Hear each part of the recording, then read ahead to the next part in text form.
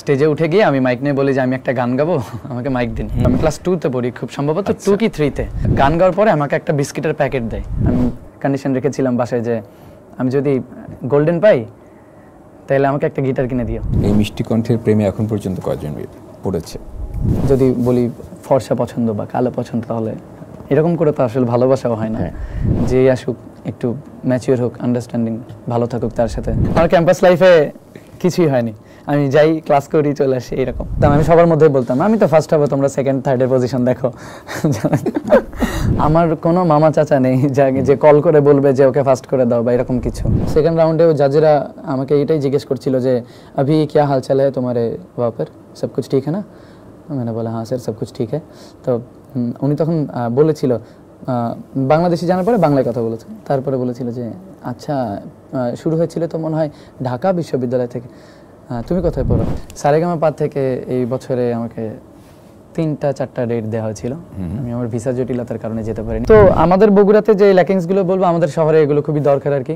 একটা এয়ারপোর্ট দরকার প্রথমত, একটা স্টেডিয়াম যেটা খুব ভালো চলছিল, আনফরচুনেটলি সেটা বন্ধ করে দেওয়া হয়েছে। আমি একটা সময় খুবই এনজয় করতাম একা থাকাটা, আমি টিএসসিতে একা একা বসে থাকতাম। এই জুতাটাও একটা ফ্যান্স মানে গিফট করেছে। আচ্ছা আচ্ছা, বাহ, এরকম। সো আমি যেই ভালোবাসাটা ওদের থেকে পাই, এটাই আসলে আমার কাছে মনে হয় আমার সবথেকে বড় অর্জন। আওয়াজ হ্যায় তুম সুননে তো आओ কভি छूकर तुम्हें खिल जाएगी घर इनको बुलाओ कभी। হ্যালো, সবাইকে স্বাগত জানাচ্ছি আমার মিউজিক্যাল পডকাস্ট শো ইকোসে। সাথে আছে নিশোর চৌধুরী। আর আজকে আমার সাথে স্টুডিওতে উপস্থিত আছে এক স্বপ্নবান তরুণ, সুদর্শন তরুণ, যার কণ্ঠ মাধুর্যে মুগ্ধ এই প্রজন্মের সকল দর্শক শ্রোতা। আমার সাথে আছে আজকে জাহিদ অন্তু। চলুন কথা বলি এবং তার মিউজিক্যাল জার্নি সম্পর্কে তার মুখ থেকেই শুনি। হ্যালো। আসসালামু আলাইকুম। ওয়ালাইকুম আসসালাম, কেমন আছো তুমি? আলহামদুলিল্লাহ, আপনি ভালো আছেন? আমি ভালো আছি। তোমার গান শুনবো আজকে, তার তোমার ভিতরে যা আছে জানা অজানা তথ্য সেগুলো কিন্তু আমি আজকে বের করে ফেলবো, ঠিক আছে? তো ফার্স্ট আমি প্রথমে একটু শুনতে চাই যে তোমার ছোটবেলা কেটেছে বগুড়াতে, সেখান থেকে গানের সাথে আসলে পথ চলাটা কীভাবে শুরু হলো? আমি একদম যখন ছোটোবেলাতে একটা স্কুলে একটা প্রোগ্রাম ছিল, আমি যেটাতে ছোটোবেলাতে নিজের সাহসে আর কি স্টেজে উঠে যাই গান গাইতে। সবাই গান গাচ্ছিল, তো স্টেজে উঠে গিয়ে আমি মাইক নিয়ে বলি যে আমি একটা গান গাবো, আমাকে মাইক দিন। হ্যাঁ, তখন আমি অনেক ছোট, আমি ক্লাস 2 তে পড়ি, খুব সম্ভবত 2 কি 3 তে, মানে 6-7 হ্যাঁ এরকমই হবে। তো ওই দিন আমি একটা গান গাওয়ার পরে আমাকে একটা বিস্কিটের প্যাকেট দেয় উপহার হিসেবে। হ্যাঁ, ওটা আমার লাইফের প্রথম উপহার, একটা বিস্কিটের প্যাকেট। তো তারপর আর কি বাবা মাকে প্রিন্সিপাল স্যারই বলেছে যে ওর মধ্যে গানের যে ব্যাপারটা আছে আপনারা এটা নষ্ট হতে দিয়েন না, এরকম কিছু। তো তারপরে আসলে বাবা মাই আর কি সাপোর্ট করেছে একদম ছোটবেলা থেকে। তখন আমার বাসায় টিচার ছিল, আমার বাসায় এসে আমাকে শেখাতো। তারপরে আমার বগুড়াতেই খুব সম্ভবত 5 থেকে 6 জন টিচার ছিল গানের। আচ্ছা, মানে এতজন শিক্ষক চেঞ্জ হওয়ার পেছনে কি কারণ? আচ্ছা, প্রথম শিক্ষক আমার বাসায় এসে শেখাতো, তো মানে আনফরচুনেটলি উনি একটা সময় মারা যায় 2-3 বছর পরে। উনি আমাকে ফোক গান শেখাতো একদম শুরুতে। অ্যান্ড তারপরে একটা সংগঠনে আমি যোগদান করি। তো ওখানে কিছুদিন শেখার পরে মনে হলো যে আমার আই থিঙ্ক আরও ভালো কিছু দরকার। তারপরে আমি একজন সেতার বাদকের কাছে গেলাম, উনি অনেক ভালো শিখিয়েছে আমাকে, আমার স্কুলের টিচারের পরিচিত ছিল, উনি রেকমেন্ড করেছিল বেসিক্যালি। তো ওখানে ওনার কাছে অনেকদিন শিখেছি। এরপরে আবার একটা সংগঠনে যাই, বগুড়া শিল্পকলা একাডেমিতে, তারপরে টিটু মিলাইতন বগুড়া, যেটা ওখানে শিখেছি নুরুল ইসলাম স্যারের কাছে। দেন তারপর আমার গিটার শিখি আমি ক্লাস 8-এ উঠে। আমি কন্ডিশন রেখেছিলাম বাসায় যে আমি যদি গোল্ডেন পাই তাহলে আমাকে একটা গিটার কিনে দিও। আচ্ছা। তো তারপরে আসলে মানে গোল্ডেন না, প্লাস বলেছিলাম, A+ পেলে। তো এইটা দেখা যায় যে আমি গোল্ডেন পাওয়ার পর আম্মু একটা গিটার কিনে দিয়েছিল, আম্মু আর ভাইয়া মিলে। তো ওইটা আমার প্রথম গিটার ছিল। তারপরে গিটার শেখা ওখান থেকে। আর এরপরে এইচএসসিতে এসে একটু গ্যাপ দিয়েছিলাম, কারণ লেখাপড়া একটু সায়েন্সে ছিলাম, তো বেশি পড়তে হতো, আমি এত ভালো স্টুডেন্ট ছিলাম না। তো ওই সময় আর কি পড়েছি অনেক, ওই সময় গ্যাপ ছিল মিউজিক, মানে আমার লাইফে ওই পার্টটুকুই যে আমি ওই সময় মিউজিক শিখিনি ইন্টারে। এরপরে আবার কন্টিনিউ করেছি। এরপরে গল্প শুনবো, কিন্তু আমরা যে তুমি যে গিটার নিয়ে চলে এসেছো, আমি চাই অনেক অনেক গান শুনতে। একটু গান শুনে ফেলি আগে একটা, তারপরে আবার গল্প বলবো।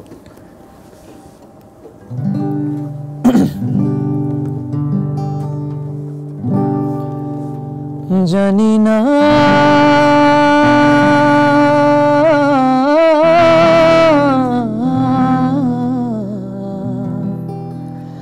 জানি না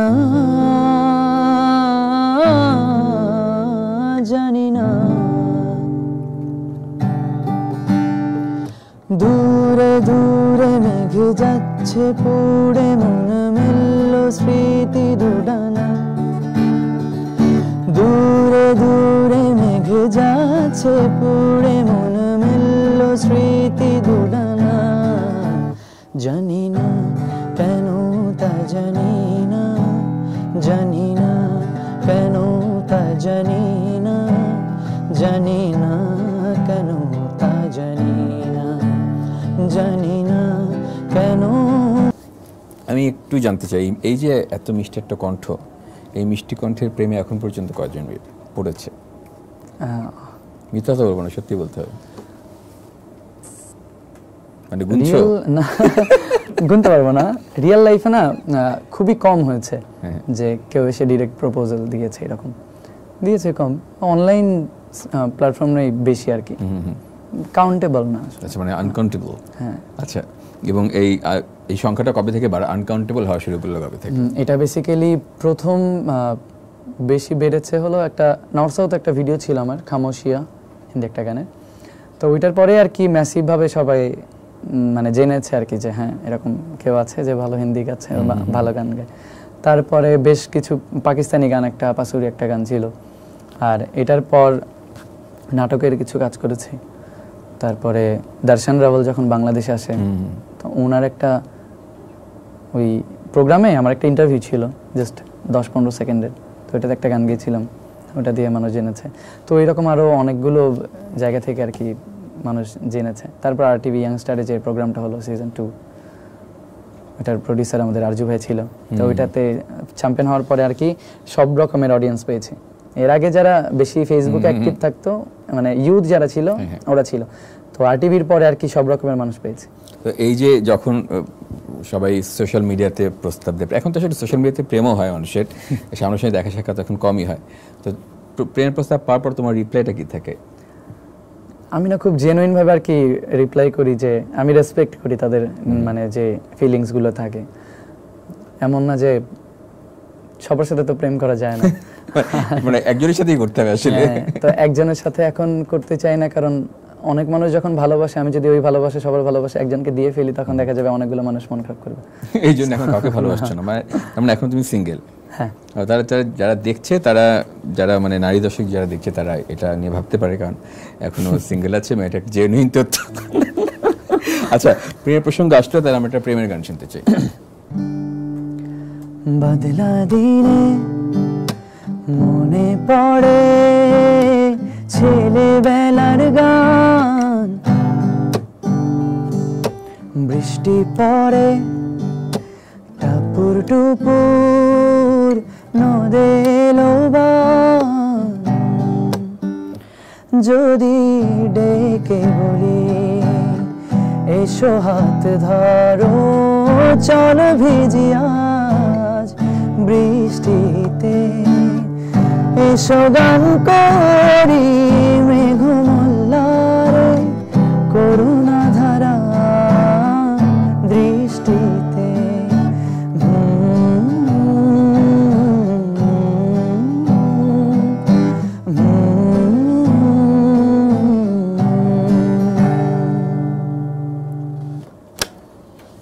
শেষ হয়ে গেল।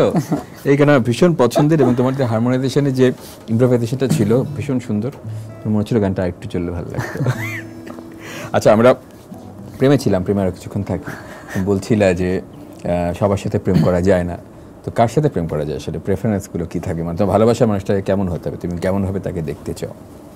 আমি না কোনো ক্রাইটেরিয়া রাখতে চাই না এটাতে। আবার যদি বলি ফর্সা পছন্দ বা কালো পছন্দ, তাহলে এরকম করে তো আসলে ভালোবাসাও হয় না। হ্যাঁ, তো কপালে যে আছে ওটা অটোমেটেড হয়ে যাবে। বাট একটা ইনফরমেশন দেবো আর কি, বা যেটা ম্যান্ডেটরি সেটা হচ্ছে যে আমার ক্যারিয়ার সাথে যেন কনফ্লিক্ট না হয়। হ্যাঁ, যেই আসুক একটু ম্যাচিওর হোক, আন্ডারস্ট্যান্ডিং ভালো থাকুক, তার সাথে যেন বোঝে যায় না হয়তো এই মানুষটা আমার জন্য ছেড়ে দিতে পারে, অনেক সব কিছু ছেড়ে দিতে পারে, বাট ওইটার আমি থাকবো না তখন। সো মানে বদলে যাওয়া একটা মানুষের সাথে থাকার থেকে না থাকা বেটার। মানে গানটাকে যেন ভালোবাসে এবং গানের পেশাটাকে যেন ভালোবাসে। হ্যাঁ, এটার পাশাপাশি যেহেতু অভিনয় করছি, মিউজিক ভিডিও, এখন আরো কিছু কাজের অফার আসছে, সো সেই ক্ষেত্রে দেখা যায় যে নিজের মানুষকে তো কেউ শেয়ার করতে চায় না, এইরকমই হয়।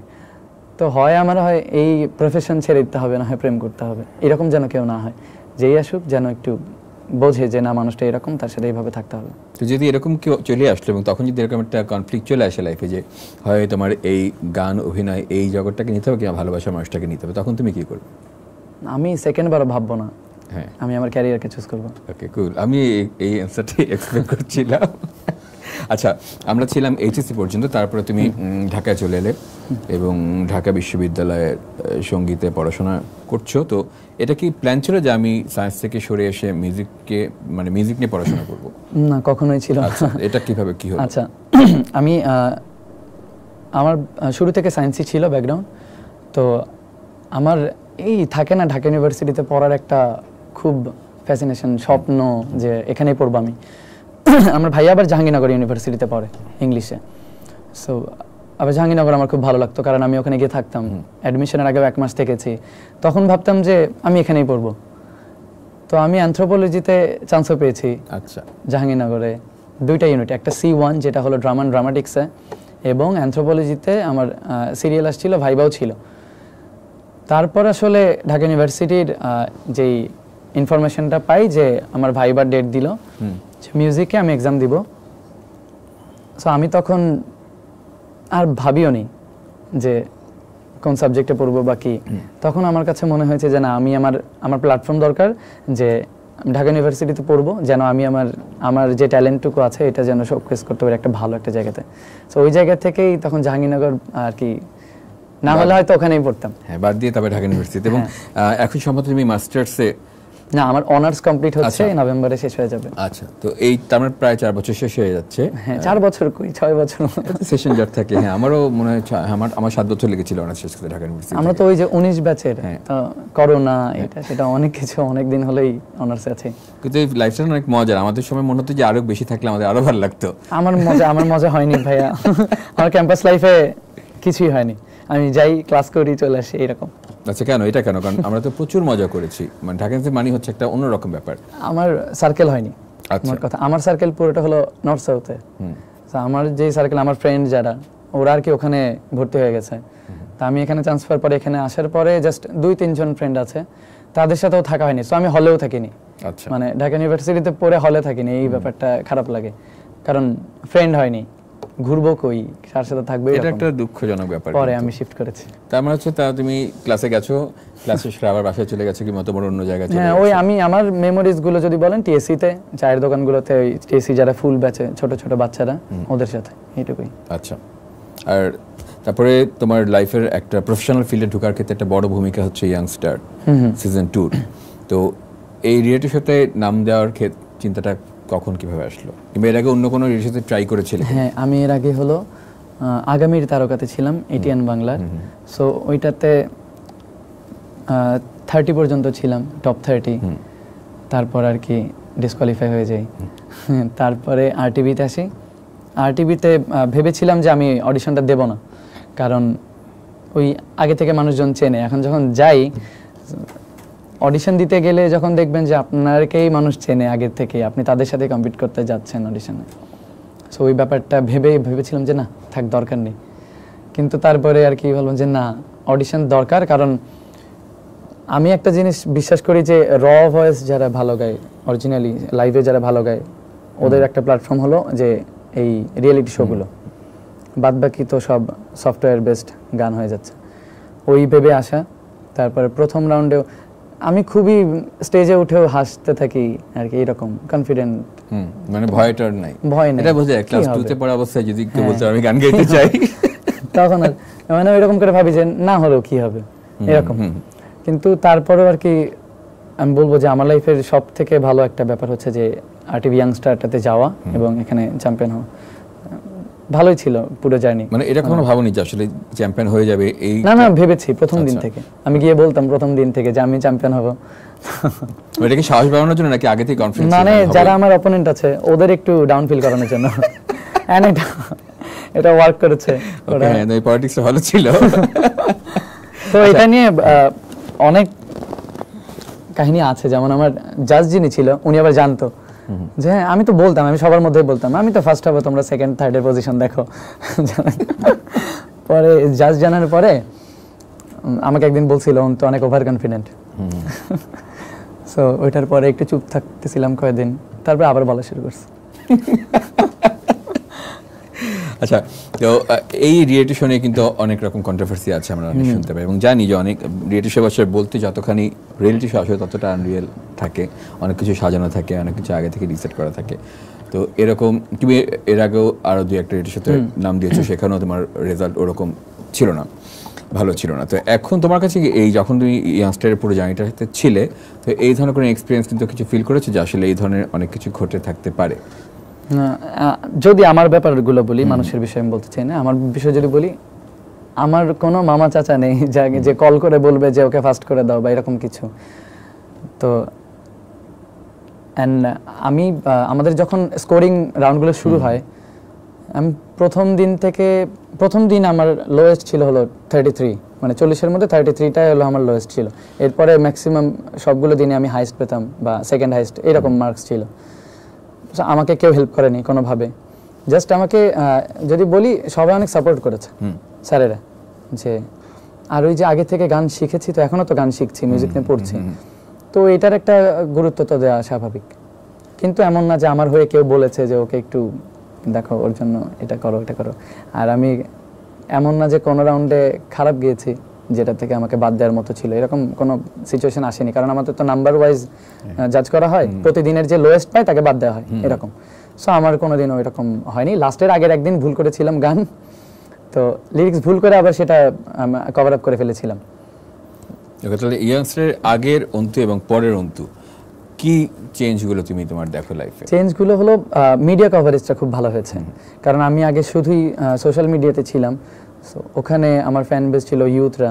হ্যাঁ, এখন টিভিতে আসার পর হয় কি, টিভিতে সবাই দেখে, তো অনেক যেমন কালকেও আমি যখন শো করতে যাচ্ছিলাম, কালকে শো ছিল আমার, তো একজন সিএনজিওয়ালা আর কি, আমি ওনাকে বলছিলাম যে আমি ইয়াতে যাব, আইসিসিবিতে যাব, কত নেবেন? তো পরে দেখলাম যে আমার জন্য গাড়ি পাঠাইছে। তো আমি বললাম যে ভাই যাব না, বলে না ভাই শোনেন আপনি অন্তু না। পরে ওই যে আরটিভি ইয়াংস্টারের কাহিনীগুলো বলছিলেন। তো এই ব্যাপারগুলো যে সর্বস্তরের মানুষ চিনছে, এটা আসলে অনেক, এই জিনিসগুলো কিন্তু অনেক অন্যরকম একটা মানে আনন্দ দেয়। তখন মনে হয় যে আমি অনেক কিছু ব্যবসা ট্যাবসা করে টাকা পয়সা কামাতে পারিনি, কিন্তু এই যে মানুষের ভালোবাসাটা, এটা কিন্তু অন্য কেউ টাকা দিয়েও চাইলে পাবে না। হ্যাঁ, এটা ট্রু। তোমার প্রচুর তোমাকে কভার সং করতে দেখা যায়, এবং তোমার এখন তো কভার সং সংখ্যা মনে বেশি, এবং হিন্দি প্রচুর গান গাইতে শুনি আমরা। হিন্দি গানের প্রতি কি বাংলা গানের থেকে বেশি কোনো ভালোবাসা কিংবা কিছু কাজ করে? ভালোবাসা বলবো না, যে আমি আগে থেকে ছোটবেলা থেকে, আমি যখন ক্লাস 5-এ পড়ি তখন আমার টিচার আমাকে যিনি বাসায় শেখাতো, গান না আমাকে পড়াতো যিনি, উনি আতিফ আসলামের ফ্যান ছিল। সো আতিফ আসলামের প্রচুর গান শুনতো, অ্যান্ড ওই সময়ে বেইন্তেহা এরকম অনেকগুলো গান আছে আতিফ আসলাম, তখন আতিফ আসলাম স্যারের গানগুলো ছিল, তো উনি এগুলো শুনতো। সো পড়ার সময় আমিও শুনতাম, শুনে শুনে তখন ওগুলো আবার ওই হিন্দি চ্যানেলগুলোতে বসে বসে গানগুলো খুঁজতাম যে কখন দিবে। তখন তো আর চেঞ্জ করার কোনো অপশন ছিল না, তখন আমার ফোনও ছিল না, টিভিতে বসে বসে ওয়েট করতাম, ওই গানগুলো আসতে শুনতাম বসে বসে, এরকম ছিল। তো ওখান থেকে আর ছোটবেলায় কার্টুন দেখতাম, অনেক হিন্দি কার্টুন দেখতাম, ওখান থেকে হিন্দি ল্যাঙ্গুয়েজটাও ভালোভাবে শিখেছি। হিন্দি কার্টুন কি ডোরেমন? হ্যাঁ, ডোরেমন দেখতাম, ছোটা ভীম দেখতাম এগুলো। এই চল একটা হিন্দি গান শুনবো নাকি তোমার কাছে? আমি একটা উর্দু গান গাইব। ওকে, ঠিক আছে। तू आ जाए, मैं बैठ लिखूं, तू आ बैठे मेरे शान पर, सर रख तू, मैं नींद कहूं, तू सो जाए, चल एक ऐसी नज़्म कहूं, जो लफ्ज़ कहूं वो हो जाए, मैं दिल लिखूं तू दिल खो जाए।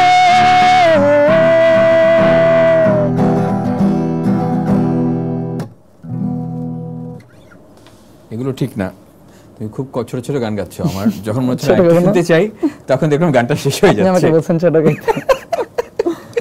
আচ্ছা, এটা কেটে দাও, এটা না থাকলেই ভালো। আচ্ছা, আমরা এখন যেহেতু একটা অন্য ভাষার গান শুনলাম, এখন অন্য দেশের একটা রিয়েলিটি শোর সাথেও তোমার সম্পৃক্ততা রয়েছে, যেটা খুব নিউজ হয়েছে কয়েকদিন আগে, আমরা সবাই দেখেছি, ইন্ডিয়ান আইডল। ইন্ডিয়ান আইডলে যাওয়ার মানে ইচ্ছাটা কিভাবে হলো? সবার ইচ্ছা থাকে আসলে যারা গান করছে এখন, কিন্তু মানে পথটা কিভাবে তুমি পেলে? আচ্ছা, প্রথমত হলো ইচ্ছা ছিল না, কারণ আমি জানতামও না যে বাংলাদেশিরা ওখানে পার্টিসিপেট করতে পারবে কিনা। সো আমাকে এটা জানাই একটা ছেলে আর কি, তো বলে যে ভাইয়া পসিবল। আমি বললাম ঠিক আছে তাহলে যাব। পরে যাওয়া হয়, অডিশন রাউন্ড যখন আমরা বাইরে দাঁড়াই তখন আমাদের আর কি ওই পাসপোর্ট দেখতে চায়, রেশন কার্ড আধার কার্ড চাই। যখন বলি যে আমরা বাংলাদেশি তখন আর কি আমাদের পাসপোর্ট চাই। এরপর পাসপোর্ট দিয়ে আমরা ফর্ম ফিল আপ করি। ফর্ম ফিল আপ করার পর অডিশন শুরু হয়। নার্ভাস লাগছিল প্রথমে। তোমার অডিশনটা কোথায় হয়েছিল? কলকাতাতে। আচ্ছা, ওই গ্রাউন্ড অডিশন কলকাতায়। তো অনেক ছেলে মেয়ে এসেছে। ব্যাপারটা হচ্ছে যে যখন আমি জানবো যে আমি কাদের সাথে কম্পিটিশন করছি তখন আমি বুঝবো যে হ্যাঁ আমার পজিশন কি বা আমি কতটুকু ভালো গাচ্ছি। যেমন আমাদের রিয়েলিটি শোর কথা যদি বলি বাংলাদেশেরটা, তখন আমি তো ম্যাক্সিমাম মানুষেরই গান শুনেছি এবং অডিশনও শুনেছি। ওখানে গিয়ে টোটালি ডিফারেন্ট ছিল, আমি জানি না যে কারা কীরকম গায়। দেখলাম যে গ্রুমিং যখন করছি, আমরা নিজেরাই গাচ্ছি যখন জ্যামিং করছি অডিশনের আগে, প্রত্যেকে না খুবই ভালো গায় এবং প্রত্যেকের গলার ডিফারেন্ট টেস্ট, গানের টেস্ট। কেউ ইংলিশ ভালো গাচ্ছে ওখানে, কেউ হিন্দি খুব ভালো গাচ্ছে, কারো ভয়েস যে খুব লাউড, আবার কোনো ছেলের ভয়েস খুব সফট, মানে শুনতে ভালো লাগছে। তখন বুঝতে পারছিলাম যে হ্যাঁ টাফ হবে, এটা টাফ হবে। বাট এরপর ফার্স্ট রাউন্ড যখন হয় আমাদের পাঁচজন করে 30 জনের একটা টিম, মানে এরকম স্লট টাইপের এরকম করে নিয়ে যাওয়া হয়। তো 5 জন যখন আমার সাথে ছিল আমার টাইমে, তো আমি ছিলাম 4 নম্বরে, একসাথে আমরা অডিশন দিয়েছি। সো আমি খামোশিয়ে গিয়েছিলাম, আমি ওই গানটাই গাই, কারণ ওটাতে গলা শেক করবে না। আর এরকম একটা এনভায়রনমেন্টে যখন কোনো একো নেই, রিভার্ব নেই, আপনার অ্যাকচুয়ালি গাইতে হচ্ছে, তখন হয় কি নোটেশনের ব্যাপার থাকে যে একটু 19-20 হলে বাদ দিয়ে দিব। সো অ্যাকুরেট গাইতে হয়। তো আমি খামোশিয়ার ওই গানটার খুব সম্ভবত 15 কি 20 সেকেন্ডের মতো গেয়েছি। তারপর বলেছে ঠিক হ্যাঁ। তারপর উনি জানতো না তখন যে আমি বাংলাদেশ থেকে করি। তারপরে আমার ব্যাগ ছিল ভেতরে, আমি আবার ভেতরে যাই, বলি স্যার मेरा बैग वहाँ पर है, क्या मैं ले सकता हूँ? बोला हाँ ले जाओ। खामोशिया क्या तुम गए थे? मैंने बोला हाँ सर मैंने ही गाया था। ওকে। তারপর আমি বাইরে আসি, আমাদের 30 জনকে মানে বসায় একটা জায়গায় ওয়েটিং রুমে, 30 জন থেকে একজন নেবে আর কি এরকম। আমি তখন জানতাম না যে একজন নেবে 30 জন থেকে। আমি তো 5 জনেরটা জানি যে কারা কিরকম গিয়েছে, বাকি 25 জন কি গাইছে আমি জানি না। তো সবার নাম ডাকতেছে একটা একটা করে, 10 জন করে গেল, আমার নাম আর ডাকেনি। আজ লাগছে হয়নি এরকম। তারপরে আর কি আমার নাম ডাকেনি যখন, তখন সবাইকে ডেকে বলছিল যে আপ লোগোं का जर्नी यहीं पर खत्म होता है, आप लोग जा सकते हैं। আমার তাহলে তো ডাকেনি, আমি তাহলে কি সিলেক্টেড? আমাকে পাশে থেকে একজন বলছে ব্রো ইউ গট সিলেক্টেড। লাগছে তখন আমি খুবই খুশি ছিলাম। আমি তখন একটা ভিডিও করেছিলাম নিজের ফোন দিয়ে আর কি, এর আগে ছবি যদি কোয়ালিফাই না করি। পরে ভিডিও করে মানে তখন এক্সাইটেড ছিলাম আমি। তারপরে আমাদের সেকেন্ড রাউন্ডের জন্য নিয়ে যাওয়া হয়। তো এরকম করে সেকেন্ড রাউন্ডে কোয়ালিফাই করি। তার সেকেন্ড রাউন্ডে কয়জন ছিল, কয়জন নেওয়া হলো? সেকেন্ড রাউন্ডে যারা ছিল এরা হলো, আমি কি বলবো, কাউকে ছোট করছি না, কাউকে, প্রত্যেকে এত ভালো গায়, মানে আপনি ওদের গান শুনলে বলবেন যে মানে শিক্ষিত, তো গান শেখে, রেওয়াজ করে প্রতিদিন। হ্যাঁ এখনো আমার ওদের সাথে কথা হয়। তো ওরা না প্রতিদিন রেগুলার রেওয়াজ করে, সময় করে করে, যেটা আমার খুবই ভালো লাগে এবং ওরা খুবই শ্রদ্ধা করে গানটাকে।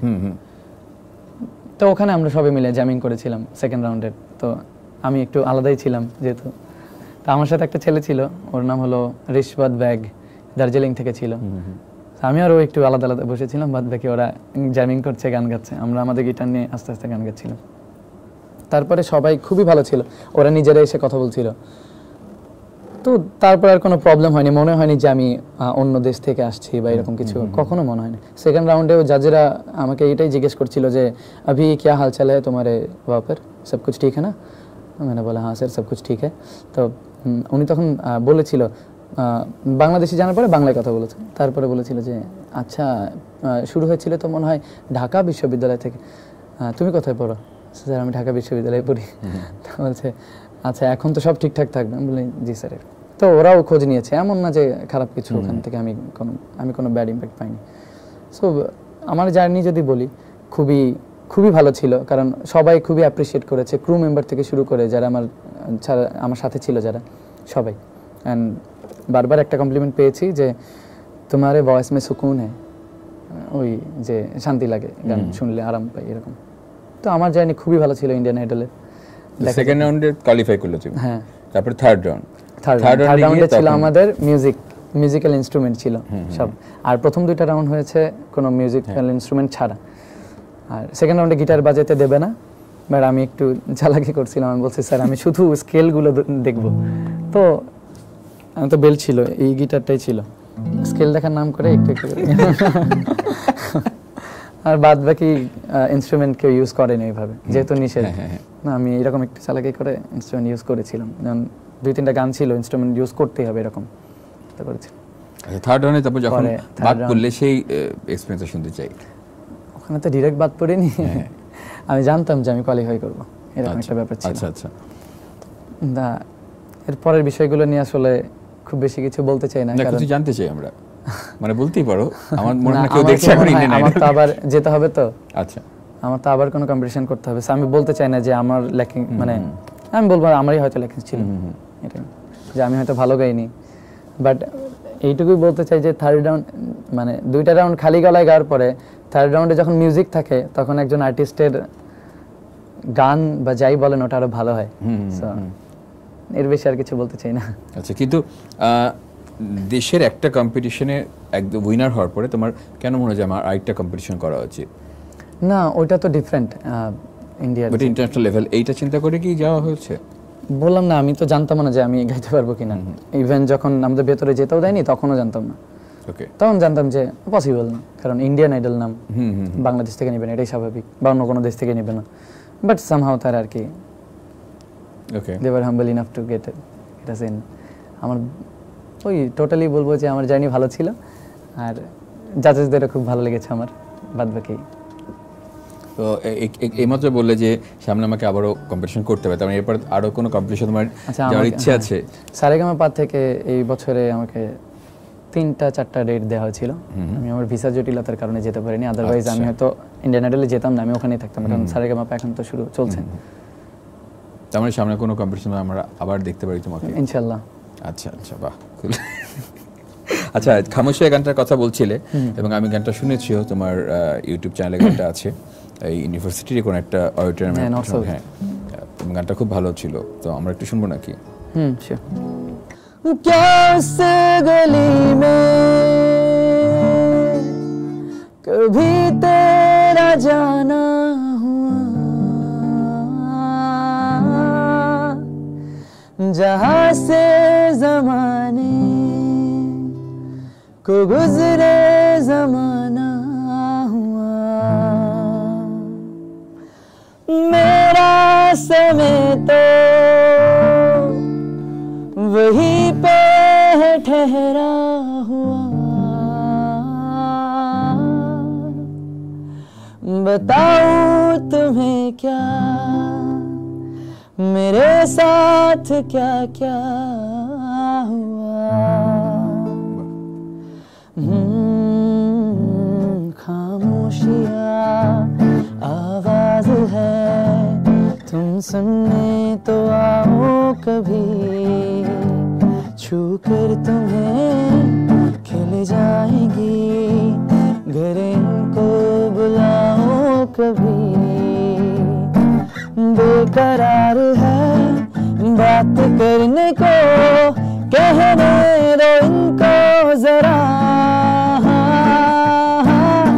खामोशियाँ तेरी मेरी खामोशियाँ।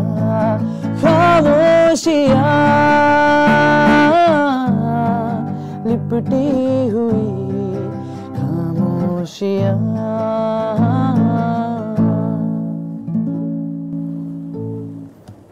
বাহ, অরিজিতের এই গানটা আমার ভীষণ পছন্দ এবং গানটা শুনলে একটা হারিয়ে যাওয়ার ব্যাপার থাকে না, সেই নস্টালজিয়ায় চলে যাওয়ার একটা ব্যাপার কিন্তু থাকে। আমি সবসময় এরকম একটা ফেলে যাই। তো আমি তোমার ছোটবেলা আবার চলে যেতে চাই গানটা শোনার পর। বগুড়া জন্মস্থান এবং বগুড়া থেকে কিন্তু আমরা অনেক এই সময় অনেক প্রতিষ্ঠিত শিল্পী কিন্তু বগুড়ার আমরা জানি, যেমন লুইপা আছে, শরণ আছে, তারপরে একদম নতুন পূর্ণিয় গান করছে, ভীষণ ভালো করছে ও বগুড়ার, তারপরে তুমি আছো। তো এদের সাথে কি বগুড়া থাকাকালীন পরিচয় ছিল? না। আচ্ছা, ঢাকা আসার পর জানা যাচ্ছে এটা বগুড়া। ওকে ওকে। আচ্ছা, বগুড়া শহর নিয়ে তুমি যদি কিছু বলতে চাও, তোমার ভালোবাসার জায়গা।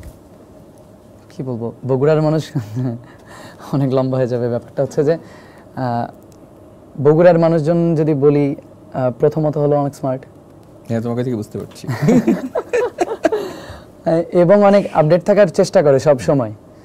এবং আমি শোর দেখা যায় যে অনেকগুলো জায়গাতে শো করেছি, তো বাংলাদেশে অনেকগুলো জায়গাতে ঘুরেছি। আমার দেখেছি যে বগুড়ার মানুষজন বেশ অতিথিপরায়ণ হয় এবং ম্যাক্সিমাম জায়গাতে আমি খুব ভালোভাবেই রেটিংস পাই সবগুলো জায়গায় যাওয়ার পরে। বগুড়ার মানুষজনের ব্যাপার হচ্ছে যে মানে এরা সব সময় ফ্রন্টে থাকতে চায়, লিড করতে চায়, যে ব্যাপারগুলো আমার খুবই ভালো লাগে এবং খুবই বিজনেস ম্যাটেরিয়াল সবগুলো। আমাদের বগুড়াতে এমন হয় যে যতগুলো ব্যবসায় প্রতিষ্ঠান আছে এগুলো সব বগুড়ার মানুষজনের ম্যাক্সিমাম। আচ্ছা, তো প্রথমত হচ্ছে যে ডেভেলপমেন্ট খুব ভালোভাবে বোঝে যে নিজের শহরকে কিভাবে উন্নত করতে হবে। এর মধ্যে আবার ল্যাকিংস হলো যে, ল্যাকিংসের কথা যদি বলি সেটা হচ্ছে যে আমাদের ওখানে এয়ারপোর্টটা নেই বগুড়াতে। যদি বলি বিজনেসের সাইড যদি বলি, বগুড়াতে বেস্ট ডেভেলপড এবং আমাদের এখানে একটা 5 স্টারও আছে এবং হেলিকপ্টার সুবিধা আছে, যেটা দরকারি আমাদের মনে হয়েছিল যে এই এয়ারপোর্ট যখন আমরা মিস করছিলাম, যে এয়ারপোর্টটা দরকার, খুবই দরকার। এবং বগুড়ার শিক্ষার যে মানটা, এটা সবাই জানে যে কতটা ভালো। এবং রাজশাহী বিভাগের মধ্যে একটা শহর স্টিল বিভাগীয় শহরের থেকে বেশি ভালো রেজাল্ট। বগুড়া আমি গেছি এবং ভীষণ উন্নত, মানে গিয়ে না গেলে বোঝা যায় না যে একটা মানে শহর যেটা আসলে রাজধানী না কিংবা বড় কোনো শহরের মধ্যেও এখনো নেই, কিন্তু এত উন্নত, এত ডেভেলপ। তো আমাদের বগুড়াতে যে ল্যাকিংস গুলো বলবো, আমাদের শহরে এগুলো খুবই দরকার আর কি। একটা এয়ারপোর্ট দরকার প্রথমত, একটা স্টেডিয়াম যেটা খুব ভালো চলছিল, আনফরচুনেটলি সেটা বন্ধ করে দেওয়া হয়েছে। আমি চাই আমাদের ওই চান্দু স্টেডিয়ামটা আবার নতুন করে শুরু করা হোক। এবং একটা পাবলিক ইউনিভার্সিটি চাই, যেন ছেলে মেয়ে সব ঢাকায় চলে আসে। হ্যাঁ, সবাই। তো একটা পাবলিক ইউনিভার্সিটি হলে দেখা যাবে যে ঝোঁকটা কমবে, একটু নিজের শহরটাও আর কি উন্নত করার চেষ্টা করবে সবাই। তো এই ব্যাপারগুলো আর কি নোটিসেবল। আর বগুড়ার মানুষ ভাবলেই সবাই খালি ভাবে যে দই দই দই। যখনই বলবেন যে আপনি বগুড়ার, বলবে যে বগুড়ার দই তো অনেক মজা, নিয়ে এসো। আমার সাথে এটা অনেক হয়েছে। আচ্ছা, তাহলে আর কি আছে খাবার বলো, যে দই ছাড়া আমরা তোমাকে অন্য কি আনতে বলতে পারি যখন তুমি আসবে বগুড়া থেকে? নিয়ে আসা খিরসা অনেক ভালো। ওকে, বগুড়ার দই, খিরসা, মিষ্টি অনেক ভালো একটা জায়গার। আচ্ছা, আর হলো যে আলুঘাটিটা অনেক স্পেশাল, ট্রেডিশনাল। আলুঘাটি আমার অনেক বন্ধু আছে বগুড়া, তো ওরা যখন ঢাকায় থাকে তো ওদের বাসায় যখন যাই তখন আলুঘাটি আমার খাওয়ার অভিজ্ঞতা হয়েছে। আমি ভাই লাস্ট কবে খেয়েছি মানে মনে নেই। এই যে 27 তারিখে আমার স্কুলে একটা প্রোগ্রাম আছে, কাওয়ালি ইভেন্ট। সো ওইটাতে আমরা আলুঘাটির একটা ইভেন্ট করেছে। খুব সম্ভবত যদি ফ্রি থাকি তাহলে যাব। আচ্ছা। আচ্ছা, তোমার একটা স্ট্যাটাস আমি দেখছিলাম যে সারাদিন অনেক কাজ করে আসা, অনেক মানুষের ভিড়ে আসার পরও রাতে বাসায় এসে একা থাকার একটা ব্যাপার। হ্যাঁ, এবং আবার একটা সত্যি দেখেছি তুমি বলছো আমি খুব আত্মকেন্দ্রিক, নিজেকে নিয়ে থাকতে পছন্দ করি। তো একা থাকাকে এই কারণেই, আত্মকেন্দ্রিকতার কারণেই? আমি একটা সময় খুব এনজয় করতাম একা থাকাটা। আমি টিএসসিতে একা একা বসে থাকতাম, বাট এখন এসে একটু রিয়েলাইজ করি যে এই যে এতগুলো মানুষের মধ্যে আছি, সারাদিন বাইরেই ছিলাম, সকালে 7টা-8টার দিকে মনে হয় বের হয়ে গেছি। তো সারাদিন কোনো না কোনো কাজ ছিল, সো আমি এঙ্গেজ ছিলাম সবগুলো কাজের সাথে। বাট এখান থেকে আমি যখন আবার বাসায় যাব, একদমই একা একটা মানুষ হয়ে যাই। ফোন ছাড়া আর অন্য এই যে গান নিয়ে আমি আর কতক্ষণই থাকবো, হয়তো গিয়ে গান লিখবো 2-1টা, এরকম ট্রাই করি যে ওই সময়টাও কাজে লাগানোর। বাট কতক্ষণ, দিন শেষে ওই রাতে আসলে সব মানুষ একা হয়ে যায় যারা একা থাকে আর কি, খুবই একা লাগে। মানে তুমি একাকিত্বটা এনজয় করো না? আগে করতাম, এখন না, আবার বয়স হয়েছে, এখন তো আমরা কাউকে দেখতে হবে। ইভেন আমার বুয়া আসলে আমার খাওয়া হয় না। বুয়া আসলে আমি রান্না করতে পারি না। হ্যাঁ, তুমি দেখেছো যে ডিম ভাজি দিয়ে খাচ্ছি। হ্যাঁ, আমি শুধু ডিম ভাজি পারি, আর কিছু পারি না। তোমার যারা ভক্ত আছে বলো যে আমার বাসায় খাবার অ্যাড্রেস দিচ্ছি, খাবার পাঠাও ওখানে, বললে দেবে। হ্যাঁ, সাথে তারাও চলে আসবে, এটা একটা সমস্যা। তারপরে তুমি কেমন করে হ্যান্ডেল করবে সেটা তুমি চিন্তা করো। আচ্ছা, নতুন কি কাজ সামনে আমরা পেতে যাচ্ছি, কারণ এখন নিশ্চয়ই ব্যস্ততা বাড়ছে আস্তে আস্তে? হ্যাঁ, নতুন আমি এখন মৌলিক গানের দিকে বেশি ফোকাসড, কারণ আর্টিস্ট বেঁচেই থাকে তার নিজের কাজে। আমি এখন নিজের কাজের দিকে বেশি ফোকাস। আর ফেসবুকটা রান করছি ওই কভার সং দিয়ে করতে হয়, সো কভার সং আপলোড করছি। বাট আমি আসলে এর মধ্যে মনে হয় 10টার মতো মিউজিক ভিডিওর কাজ এখনো পেন্ডিং আছে। আচ্ছা, তোমার নিজের গান সব? হ্যাঁ, সব নিজের গান। তো রেকর্ডিং শেষ। আর নাটকে কিছুদিন আগে একটা বাবলু ভাইয়ের একটা নাটকে 2টা গান দিয়েছি, যেগুলো আমি নিজে লিখেছি, নিজে সুর করেছি, নিজেই গেয়েছি। আর এখন আরো বেশ কয়েকটা প্ল্যাটফর্ম, নাম না বলি, ওদের সাথে কাজ করছি, সব নিজের গান নিয়ে। এখন একটা তোমার নিজের লেখা শুরু করার কোনো গানের কিছু যেটা রিলিজ হবে খুব সম্ভবত এনটিভিতে, কিছুদিন নাটক হয়ে গেছে, রিলিজ হওয়া বাকি আছে। যদিও গানটার সাথে আমি রিলেটেড না আমার লাইফের কিছুই।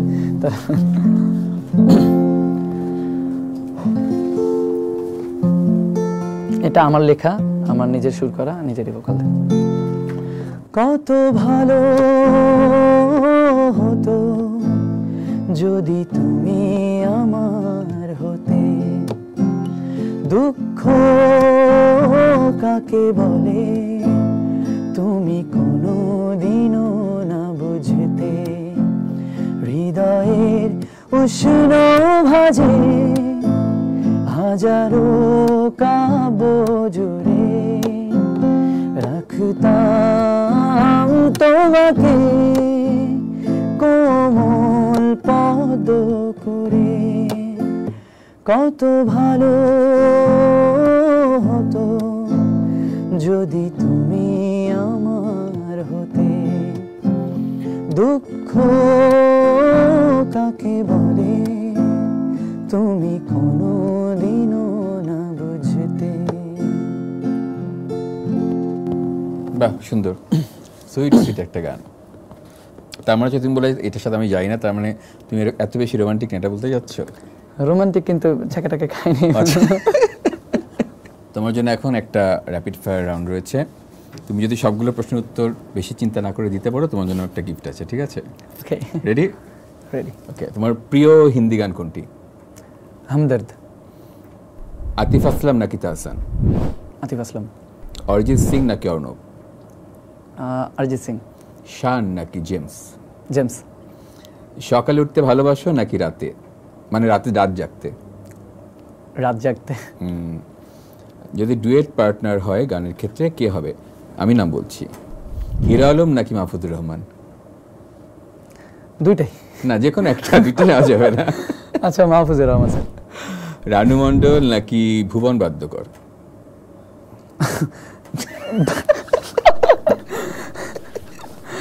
ভুবন। ওকে, তুমি কি নিজেকে বাংলাদেশের আতিফ আসলাম মনে করো?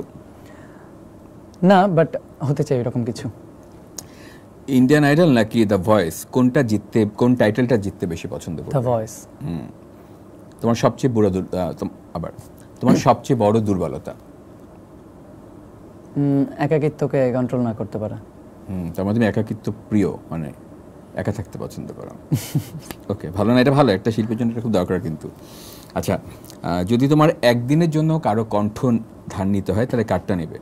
আতিফ আসলাম, অরিজিৎ সিং নাকি তাহসান? আতিফ আসলাম। তোমার নেক্সট জার্নি কোন দিকে আমরা দেখতে পাবো? এক্স ফ্যাক্টর, দ্য ভয়েস অথবা American idol? American idol. Okay, গান গাওয়া ছেড়ে দিলে কি করবে? অভিনয়, রাজনীতি নাকি ইউটিউব, মানে ইউটিউবার হবে? অভিনয়। তোমার জীবনের যদি বায়োপিক হয় কোনো এক সময়, তাহলে কাকে চাও এটার মুখ্য ভূমিকায়? অপশন নেই, এটা তোমার নিজের, ছেড়ে দিলাম। চঞ্চল ভাইকে। ওকে, কোন গানটা তোমার জীবনের theme song? I did it my way অথবা don't stop me now? Don't stop me now. একটা শব্দে নিজেকে প্রকাশ করো, প্রতিভাবান, সাহসী অথবা বিতর্কিত? সাহসী। কুল, গুড, তুমি খুব ভালোভাবে দিয়েছো, একটু চিন্তা করনি। তো তোমাকে আমার পুরস্কারটা দিতেই হচ্ছে, দীপ্ত প্লের পক্ষ থেকে ছোট্ট একটা উপহার। Thank you. আমরা একদম শেষের দিকে, তো একটু আমি জানতে চাচ্ছি যে আমার মনে হচ্ছে তুমি অভিনয় অভিনয় জগতে ঢুকতে যাচ্ছ এবং মানে আসলে কি হচ্ছে না হচ্ছে একটু জানতে চাই, যতটুকু বলা যায়। আচ্ছা, অভিনয়ের প্রপোজাল এসেছে, খুব সম্ভবত সামনের মাসের শুরুতেই কাজে আর কি ইনভলভ হব অভিনয়ে। রোল কি জানি না, কিন্তু এখন সব জানাশোনার পরে নাটক না সিরিজ নাকি? নাটক। আচ্ছা, সব জানার পর যদি সব ভালো মনে হয় এবং পজিটিভ মনে হয়, যেহেতু আমি বিতর্কিত হতে চাই না, সব ভালো মনে হলে আমি জয়েন করব, কারণ যেহেতু তুমি সাহসী। I love to explore. হ্যাঁ, শুভকামনা রইল তোমার নতুন এই জার্নিটা অনেক ভালো হোক, এবং আশা করছি নতুন যে গানগুলো আসবে, প্রায় 10টার মতো গান তুমি বলেছো আসতে যাচ্ছে, সবগুলো ভীষণভাবে নিশ্চয়ই দর্শকপ্রিয়তা পাবে। তোমরা শেষ করব, তবে অবশ্যই তোমার একটা গান দিয়ে, এবং গান শুরু করার আগে তুমি যদি দর্শকদের কিছু বলতে চাও। দর্শকদের বলতে আমি আমার ফ্যান্সদের বলতে চাই প্রথমত, তারা মানে আমাকে এইরকম ভালোবাসে যে দেখা যায় যে আমার কমেন্ট সেকশনে কেউ যদি কিছু বলে, মানে আমাকে নিয়ে কিছু বলে, দেখা যায় যে আমার রিপ্লাই করতে হয় না ওটার মধ্যে, ওরাই নিজেরা মানে এমনভাবে ডিপেন্ড করে যেন আমি ওদের নিজের কোনো মানুষ, একদম নিজের কেউ। এবং ওদের মানে প্রচুর ভালোবাসা পাই, প্রচুর।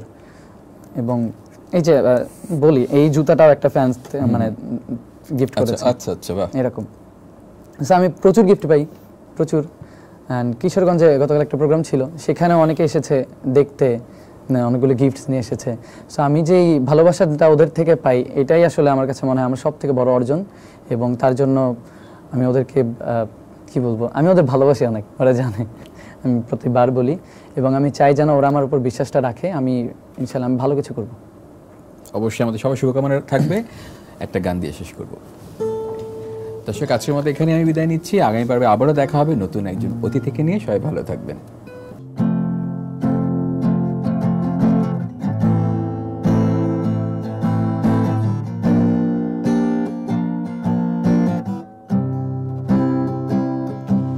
যদি হিমালয় হয়ে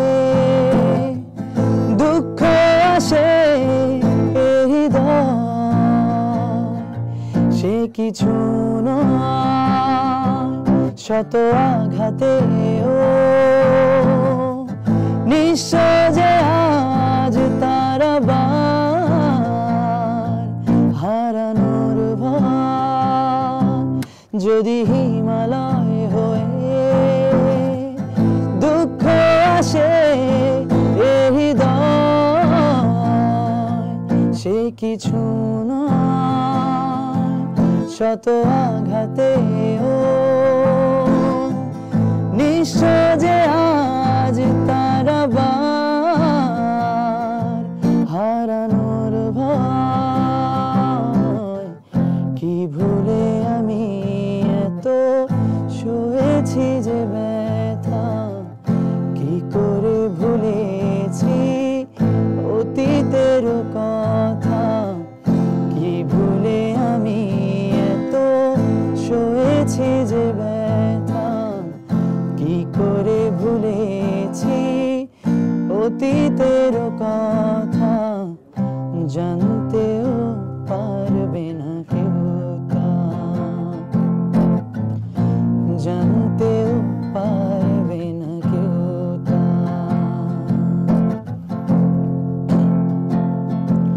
তুমি আকাশের বুকে বিশালতার উপমা, তুমি আমার চোখেতে সরলতার প্রতিমা। আমি তোমাকে গড়ি ভেঙে চুরে শতবার, রয়েছো তুমি বহু দূরে, আমাকে রেখে চলো না। এ হৃদয় ভেঙে গেলে জানো